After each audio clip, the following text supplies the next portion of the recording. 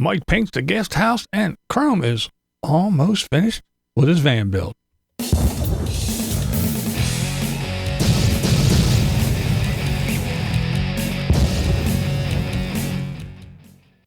It's a cold and windy one here today in South Central Pennsylvania. That's why I am inside. Actually, we had a fire 2 blocks away up the street. There was a fire. I kind of peeked outside.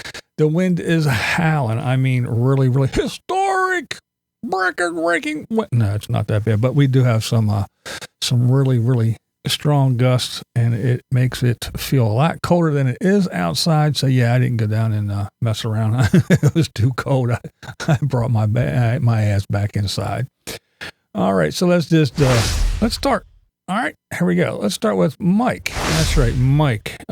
Cheap off-grid living Mike. What is he doing? Well, he paints his little guest house. That's right. He just kind of went a little bit nuts with the spray paint. But the black did end up turning out to be very flat. Isn't it beautiful? Non-reflective, so that's good. There you go.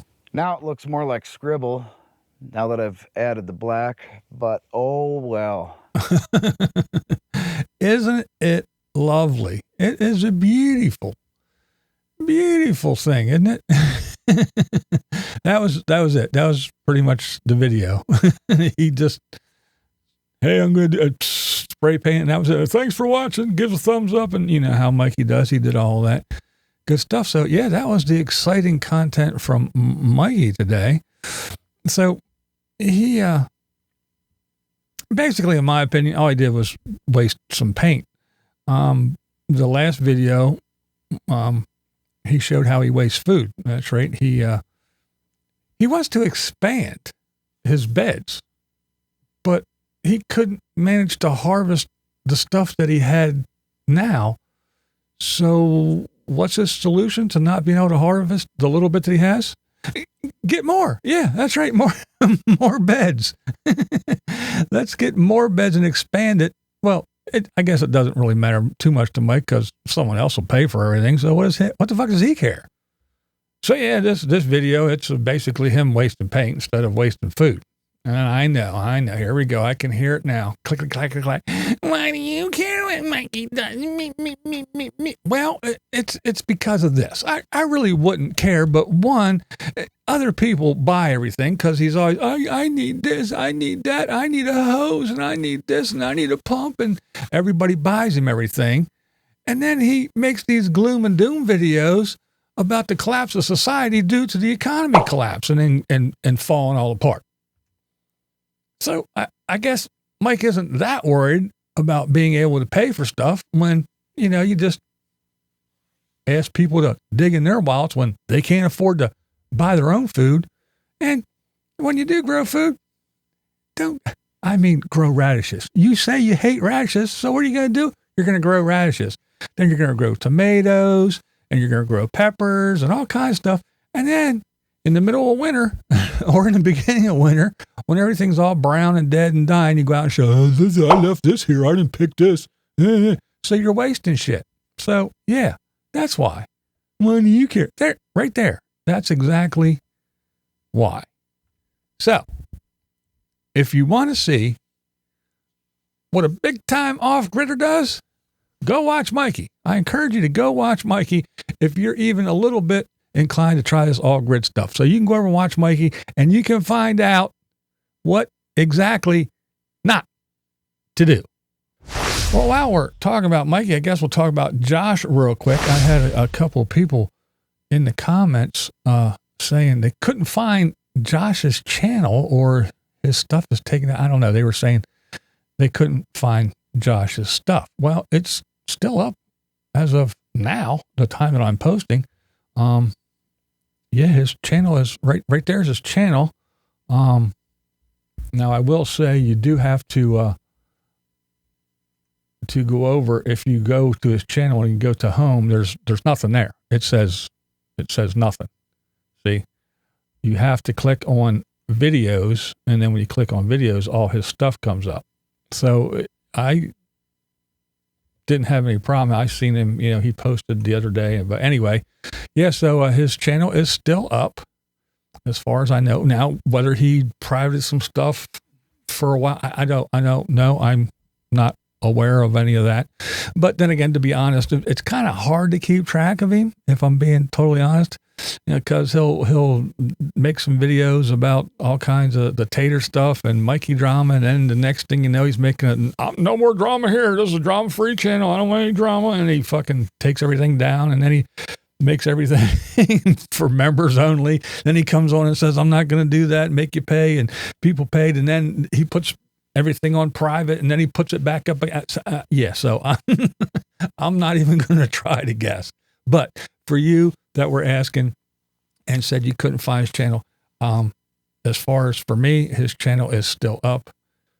All right, now we got Scott from Static Campervan. He says he does a big thank you for the end of the year. That's right. He took some time off, wasn't posting for a while, so he wanted to get back on here and let everybody know that he's okay and what he was doing, and he wanted to thank everybody for their support throughout the year, and give some little this and that bibs and bobs about what he's going to be doing next year and what's going on and all that kind of stuff. But the one thing I kind of thought funny, go over and check out the video. It's not a real long one for Scott. Scott usually puts pretty long ones up.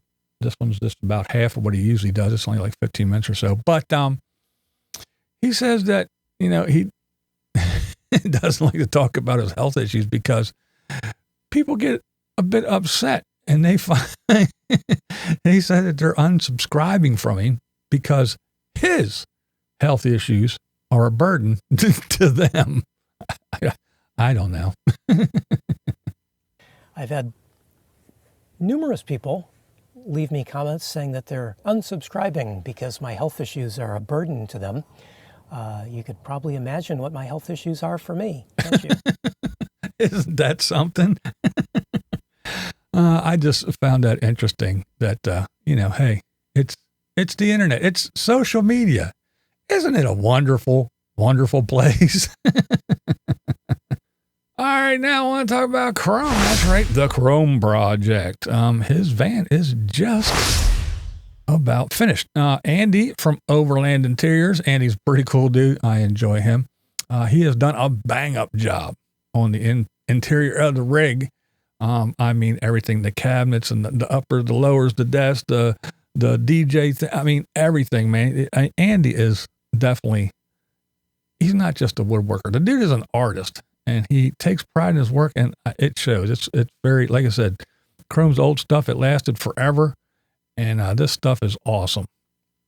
He does have some finishing touches to do to wrap everything all up, but yeah, it's getting there. It is getting there. And then we got the Vancini conversions. They've been installing all kinds of stuff, the lighting and wiring and all that stuff. They're, batteries and all that stuff. So they're doing kind of, I guess, the electrical part, you could say. It's more than that, but yeah, wiring everything all up and getting everything all tucked away and all purty and organized and all that good stuff. Really cool stuff. Really cool stuff. And then there is the wrap. That's right. The wrap. So branded wraps, they did a great job on the wrap, I think. From the design part that Chrome was giving them, and then the layout and the install, I mean, I think it's fucking awesome. I know it's not everybody's cup of tea, but I think it's quite unique, and I really dig the skull with the respirator with the spray cans behind it. I think that part is cool as shit. And I don't even mind the pink stuff that's in there. I mean, it breaks it up, and I don't know. I think it's pretty cool. I think it's damn cool. I think he did a fine job. And, I want to give props to the wrap company, because it's not easy to bring someone else's vision to fruition. Chrome had a vision, and he had to trust that company and the people to actually do the work and make it come to life the way he wanted it, the way he kind of pictured it. And, doing a van wrap, it's not that easy. I mean, even if you are doing wraps, it's not easy to do them wraps. I mean, I hung wallpaper for a couple years, many years. And, that's just flat walls. That's a flat surface. You know, you just got to cut out doorways and windows and shit. But even laying carpet, I did that for a couple of years too. And it's the same thing, but it's a flat surface. You know, a van, it's different. It's kind of like tattoos, you know. And people often, I even did a few myself where I drew up some designs, took to the tattoo artist, and, you know, you're giving this guy a flat sheet of paper and say, I want this as a tattoo. Now, when your tattoo artist, or in this case, the wrap company says, we should put it this way, and it would look better if you put that here, and if we shrunk this down or made this bigger. And then, you know, people start freaking out and they're like, oh, what do you mean you're suggesting change? No, this is my design. This is what I want it to look like. You kind of have to, you know, take this whole design aspect and you have to trust that these people know their craft and do the research to pick the right people so you can go, okay, I get it, because they know. For instance, your tattoo artist, he knows that this flat image going on your arm or your leg or your chest or your rib, they know what it's going to look like, and they know how it's going to translate on skin, not just from paper to skin, but on something that's not flat. And not only is the body not flat, but it bends and it moves and it flexes and it does things. And they know that, well, if you put that there, when you bend your arm, it's going to look like this. And then you do like that, it's going to look funny. And then, you know, all that good stuff. So, again, you have to do your research and you have to trust these people to know their craft and bring your vision to life. Now, yes, granted, a van isn't quite as complicated as a tattoo on a body and an arm and moving, bending, flexing things, but it's still complicated all the same. Basically, the point is that Chrome had to trust they could achieve the vision while he was taking their professional advice into account. And, you know, again, it's a big thing. You gotta trust these people, and you're spending a lot of money. And I think it turned out awesome in my opinion. Now, I personally, I like this form of the professional work being done. Now, I realize that all the nomads, all the wheeled wonders, they aren't afforded the ability to do that. They have to do shit themselves, and they have to slam things together and do stuff. But, you know, I prefer the professionally done stuff, people that know what they're doing. You know, there's some stuff you can do yourself and put your touches on, but when it comes down to something, a house that you're living in and it's on wheels and it's me bouncing around and doing shit, a professionally done thing, I prefer that, because everything, it looks and it functions very well. And just like, you know, in Chrome's case, and just like a home and building a house or anything else, it's time now for the punch list. And that's the list that when everything's done, you go around and you go, okay, you start nitpicking. Look at that. There's a chip there, or that corner needs done, or we need to do this, or how about we do, you know, so it's time for the punch list and get everything all wrapped up and buttoned down. And yeah, it's almost time to hit the road. I think it looks great inside and out, and pretty cool stuff. I think the design's smart, and sponsored logos, I think that's smart as well. See, Chrome, he's doing things not just as a van lifer, but he's doing it in a business mindset as well. In other words, unlike our Tater that wants to be a businessman and he wants to have a custom bus and wants to expand and make money, but he does everything half-assed, and he does everything, you know, when you walk through the Chrome's thing, you can see everything's, you know, put together and everything's done and nice and finished and rounded cornered and everything. And Tater stuff has big gaps. You can see daylight. There's big chips. There's big thing. And it's all thrown together. And even though he can say connecting the internet every video, he's not really a businessman. He's not putting anything back. He's not doing it in the same manner, in the same fashion. It's all haphazard, and, you know, sure, he has big ideas, but Chrome has big ideas, but he's putting them, you know, to work. He's bringing them to life, where Tater just has big ideas and wants everything now. So in my opinion, if you compare the two, it's like night and day. Now, if I could just get Chrome to get a fucking lint roller, because the damn dog hair. Come on, dude. You're an on-camera presence.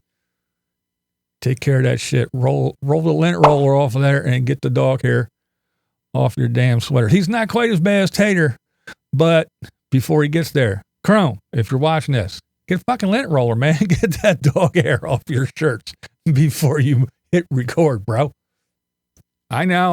I just had to mention the great nomadic fanatic. You see that little check mark? Because remember, if it weren't for Tater, I wouldn't even have a channel. And it's funny because people used to say, if it weren't for Sarasota Tim. Sarasota who? You know, Sarasota Tim. Timmy. They said if it wasn't for him, I wouldn't have a channel. And, well, I haven't talked about Tim in how long now? And seems I still have a channel now, don't I? This is Blind Views, and that's how I see it. What we do here is go back.